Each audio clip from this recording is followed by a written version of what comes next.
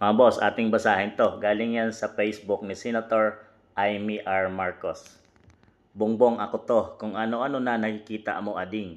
Patunayan mong mali ako, gusto kong mali ako. Ading, yan yung tawag niya kay PBBM mga boss. Itong si Senator Amy or Manang Amy mga boss.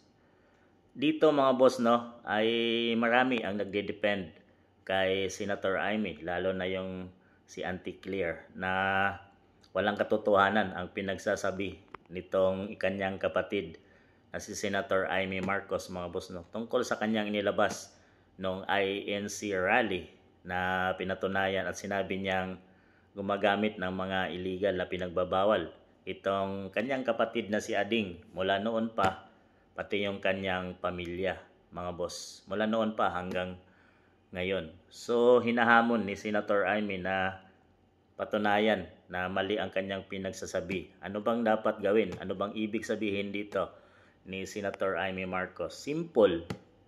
Gawin niya yung test, hair follicle test mga boss, no?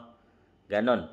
Isang simple na paraan para patunayan na tama itong si PBBM, tama ang kanyang pagdepensa na hindi siya gumagamit nito at mapapatunayan niya pa sa taong bayan, malilinis niya pa ang kanyang pangalan sa buong Pilipinas mga boss na hindi talaga siya gumagamit.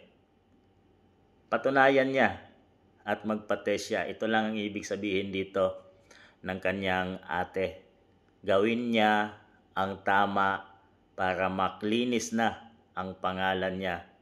Dahil gusto lang naman ng kanyang kapatid na maituwid na itong kanyang pinakamamahal na si Ading mga boss. Wala namang ibang intensyon dito si Senator Amy Marcos kundi linisin ang pangalang iniwan ng kanilang ama at maituwid bilang ate ang kanyang kapatid.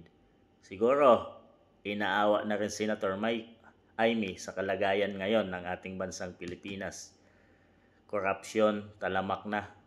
Wala nang proyektong nagawa ang kanyang ading at marami pang mga kaganapan sa kanyang administrasyon. Dito, hinahamon na ni Manang Amy ang kanyang kapatid. Ano kaya ang magiging tugon nito ni PBBM at ng mga bataan ni PBBM, lalo na itong si Auntie Claire? Talagang sinasabi at pinoprotektahan nila si PBBM na malinis at wala, hindi gumagamit ito. Pero para mapatunayan ang lahat, isa lang ang gagawin, hair follicle test, at matatapos na ang lahat.